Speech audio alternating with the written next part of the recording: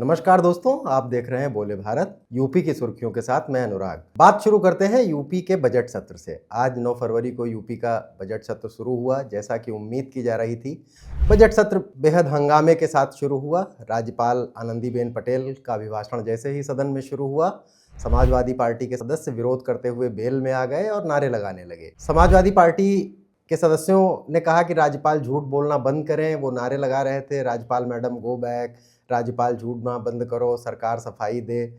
मुद्दे तमाम सारे समाजवादी पार्टी के विधायक उठा रहे थे, जैसे एसआईआर में नाम कटने का मुद्दा।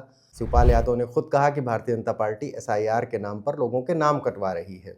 समाजवादी पार्टी के एमएलसी आशुतोष सिन्हा सदन की शुरुआत से पहले ही साइकिल से आए थे और साइकिल पर उन्होंने अहिल्याबाई होलकर की एक फोटो लगा रखी थी और उनका कहना था कि अहिल्याबाई होलकर की मूर्ति को बनारस में तोड़ा गया है और सरकार संस्कृति को संरक्षित करने के बजाय उसे नष्ट कर रही है।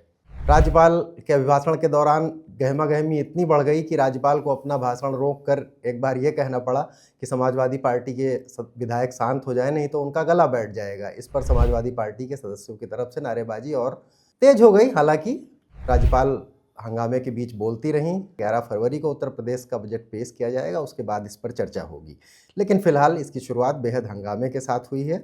अब एक दूसरी खबर पर आते हैं जो दरअसल इसी विधानसभा सत्र से जुड़ी हुई है। समाजवादी पार्टी के सदस्य जब हंगामा कर रहे थे, बेल में आ रहे थे, राज्यपाल के अभिभाषण के दौरान नारे लगा रहे थे, तभी ये हुआ कि पल्लवी पटेल जो समाजवादी पार्टी के सिंबल पर, समाजवादी पार्टी के चुनाव चिन्ह पर ही चुनाव जीती थी और उन्होंने प्रदेश के उप मुख्यमंत्री केशव मौर्य को चुनाव हराया था। समाजवादी पार्टी के सदस्यों ने हंगामे के दौरान पल्लवी पटेल को बुलाया कि आप भी आइए और हंगामे में शामिल होइए, लेकिन वो उठी, अपनी सीट से उठी नहीं। कई बार बुलाने के बाद भी वो अपनी सीट से नहीं उठी और बैठी रहीं।